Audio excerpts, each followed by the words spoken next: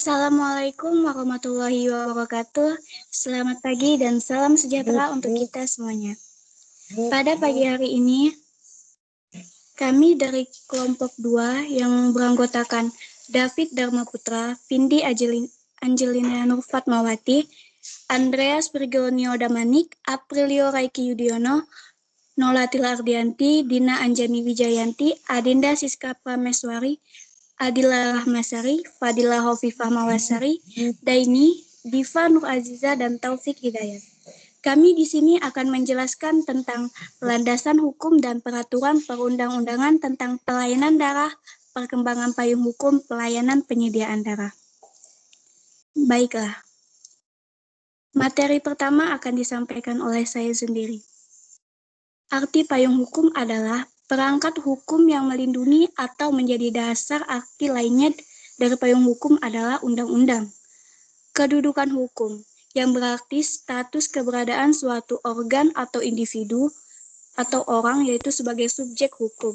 Sedangkan subjek hukum itu sendiri adalah setiap orang atau organ yang memiliki hak, kewajiban, dan tanggung jawab yang menimbulkan kewenangan menjadi subjek atas hak-hak, kewajiban, dan tanggung jawab tersebut untuk creating the law when applying the law atau melakukan perbuatan hukum.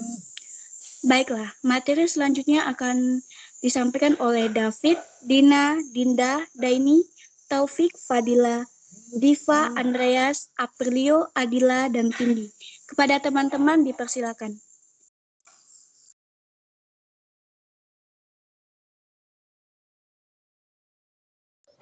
Yang pertama, menurut UU Nomor 32 Tahun 2004 tentang Pemerintahan Daerah, pelayanan darah sebagai upaya pelayanan kesehatan yang merupakan urusan wajib bagi pemerintah daerah.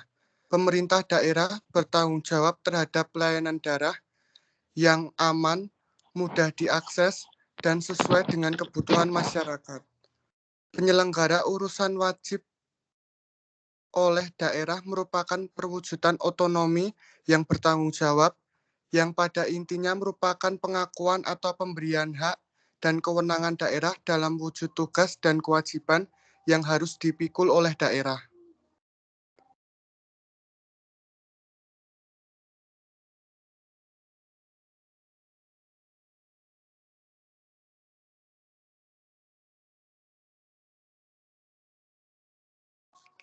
Menurut PP 65 tahun 2005 tentang pedoman penyusunan dan penerapan standar pelayanan minimal atau SPM untuk menjamin terselenggaranya urusan wajib daerah yang berkaitan dengan hak dan pelayanan daerah kepada warga negara, perlu ditetapkan standar pelayanan minimal bidang kesehatan.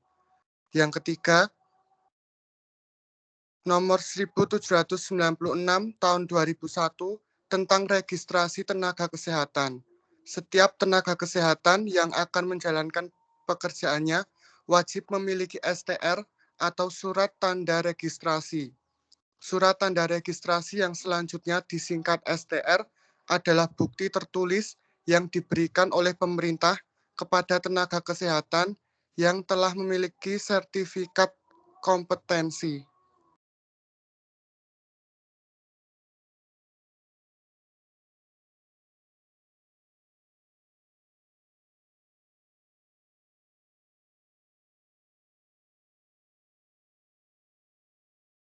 Dengan adanya Permenkes tersebut, maka setiap tenaga kesehatan wajib memiliki surat tanda registrasi atau STR sebelum tenaga kesehatan tersebut melaksanakan tugas keprofesiannya, sedangkan uji kompetensi wajib diikuti oleh mahasiswa program kesehatan sebelum mereka lulus dari institusi pendidikannya.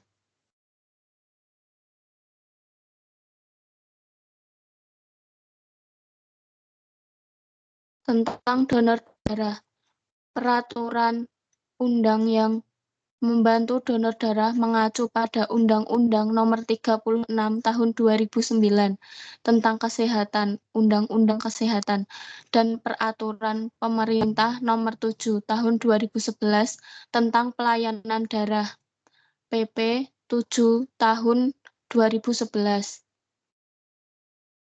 Pendonor, penyelenggara, dan penerima donor darah. Jika merujuk pada UU Kesehatan dan PP 7 tahun 2011, kegiatan donor darah merupakan bagian dari pelayanan darah.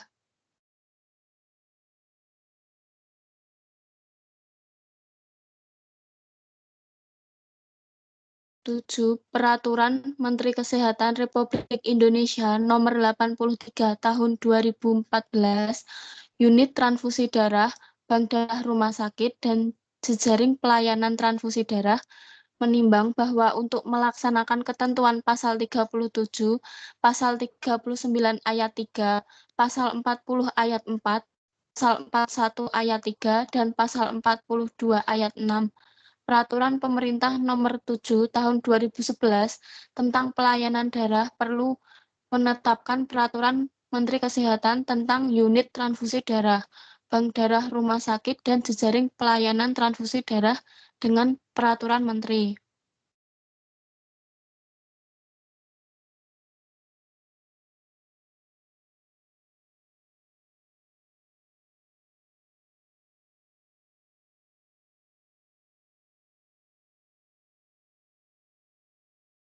Untuk slide selanjutnya akan dibacakan oleh Daini.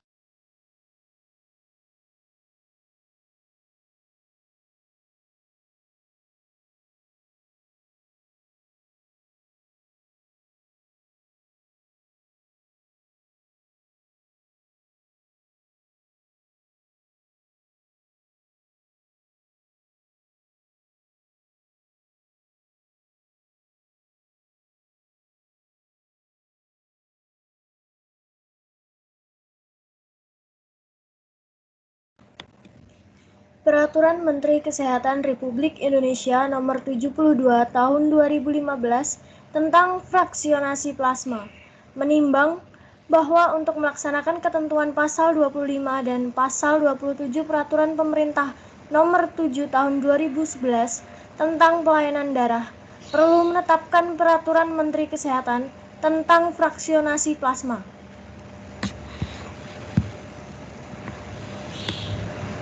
Permenkes Nomor 91 Tahun 2015 tentang standar pelayanan transfusi darah.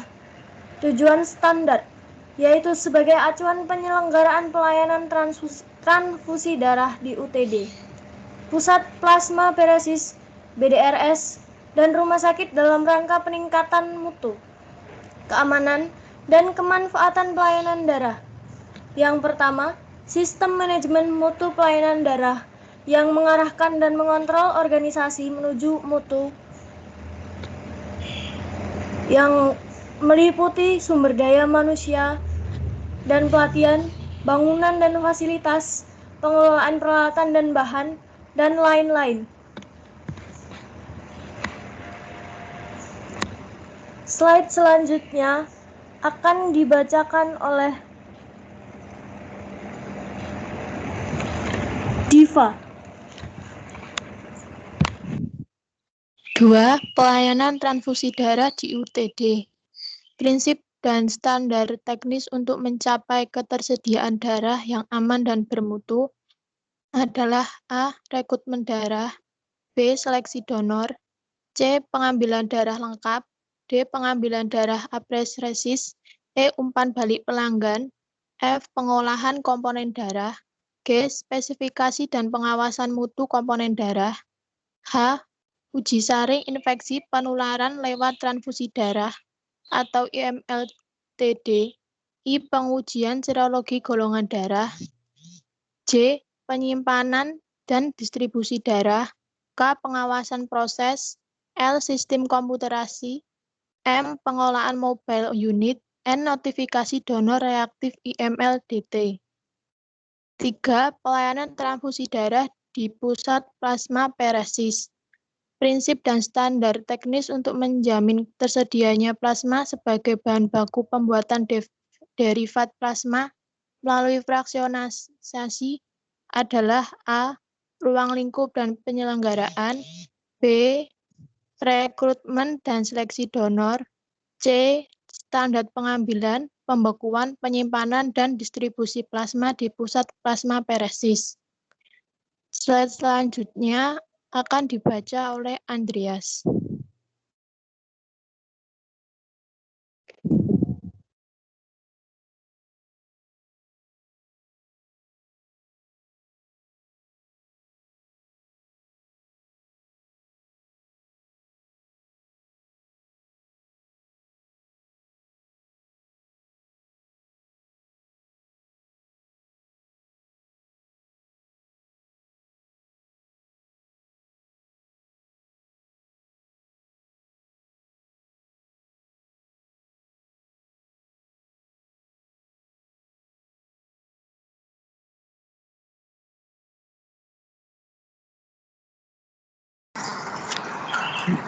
Pelayanan darah di PDRS. Prinsip dan standar teknis untuk mencapai pemberian transfusi yang aman, bermutu, dan mencakup untuk mendukung pelayanan kesehatan di RS. A. Perencanaan kebutuhan darah di RS. B. Permintaan dan penerimaan darah donor dari UTD. C. Penyimpanan darah dan komponen darah di BDRS. D. Persiapan permintaan pemeriksaan darah transfusi. E. Pemeriksaan pratransfusi. F. Pendistribusian darah dari BDRS ke ruang perawatan. G. Penelusuran reaksi transfusi.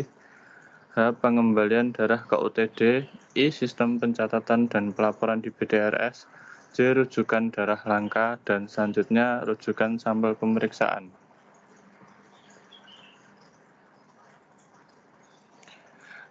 5. Pemberian transfusi darah kepada pasien. Prinsip dan standar teknis untuk mencapai pemberian darah yang rasional dan sesuai indikasi klinis. A. Penggunaan darah rasional. B. Pelayanan transfusi khusus. C. Penata laksanaan reaksi transfusi akut. Sistem informasi manajemen prinsip dan standar pengelolaan data pelayanan darah. A. Sistem informasi pelayanan darah di UTD, BDRS, pusat plasmaferesis, dan lainnya.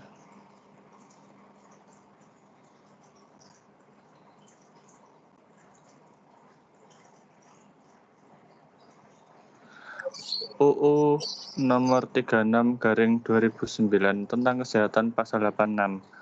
Pelayanan darah merupakan upaya pelayanan kesehatan dengan tujuan kemanusiaan dan tidak untuk tujuan komersial. 2. Darah diperoleh dari pendonor darah sukarela yang memenuhi kriteria seleksi pendonor. 3. Darah sebelum digunakan harus dilakukan pemeriksaan laboratorium guna mencegah penularan penyakit. Ya, akan dilanjutkan oleh Baik, pasal 88 yaitu berisi 1 ayat 1 pelayanan transfusi darah meliputi perencanaan, pengerahan pendonor darah, penyediaan, pendistribusian darah, dan tindakan medis pemberian darah kepada pasien untuk tujuan penyembuhan penyakit dan pemulihan kesehatan. Sehingga keseluruhan pasal 88 tersebut, kedudukan pelayanan darah yaitu sebagai pihak yang bertanggung jawab untuk merencanakan, mengarahkan pendonor darah, menyediakan, mendistribusikan, dan melakukan tindakan medis dengan menjaga keselamatan dan kesehatan dari penyakit menular bagi dirinya sendiri atau bagi teknisi dalam pelayanan darah, pendonor, dan resipien, agar semua usaha untuk menyembuhkan penyakit dan pemulihan kesehatan itu dapat tercapai dan tidak muncul masalah kesehatan lainnya. Kemudian pasal 47, upaya kesehatan diselenggarakan dalam bentuk kegiatan dengan pendekatan promotif, preventif, kuratif, dan rehabilitatif yang dilaksanakan secara terpadu, menyeluruh, dan berkesinambungan. Penyelenggaraan pelayanan darah menurut peraturan perundang-undangan adalah sebagai berikut. Menurut Undang-Undang 36 tahun 2009 tentang kesehatan, pasal 86, 88, dan 87, pelayanan pelayanan daerah diselenggarakan dengan pendekatan promotif, preventif, kuratif, dan rehabilitatif. 2. Undang-Undang 33 tahun 2004 tentang pemerintahan daerah. Pelayanan daerah sebagai upaya pelayanan kesehatan merupakan usaha wajib yang menjadi kewenangan pemerintah daerah. Penjelasan dari pasal tersebut yaitu pelayanan kesehatan promotif pada kegiatan atau diselenggarakan kegiatan pelayanan daerah yang lebih mengutamakan kegiatan bersifat promosi kesehatan. Sementara itu pelayanan daerah kesehatan preventif adalah kegiatan pencegahan terhadap suatu masalah kesehatan atau penyakit. Lalu yang dimaksud kuratif yaitu adalah upaya kesehatan yang dilakukan untuk mencegah penyakit menjadi lebih parah melalui pengobatan. Dan yang dimaksud dengan rehabilitatif kesehatan adalah upaya maupun kegiatan yang ditujukan kepada bekas penderita atau pasien yang sudah tidak menderita penyakit agar dapat berinteraksi secara normal dalam lingkup sosial. Sehingga teknisi pelayanan daerah wajib melakukan upaya tersebut secara terpadu, menyeluruh, dan berkesinambungan atau berkelanjutan. Contohnya seperti pada donor darah, teknisi pelayanan daerah wajib mempromosikan gerakan darah sukarela rutin secara terpadu.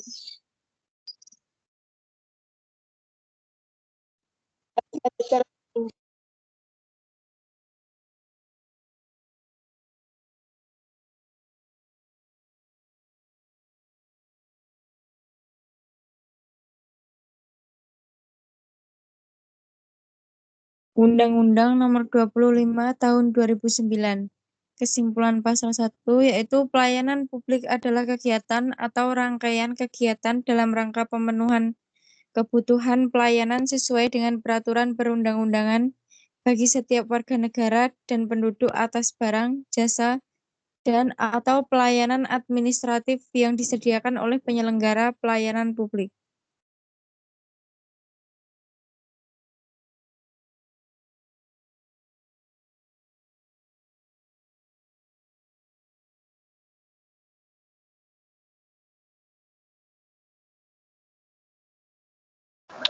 Undang-Undang Nomor 36 Tahun 2009 tentang Kesehatan menyatakan bahwa kesehatan adalah keadaan sehat baik secara fisik, mental, spiritual, maupun sosial yang memungkinkan setiap orang untuk hidup produktif secara sosial dan ekonomis. Setiap orang berhak atas kesehatan.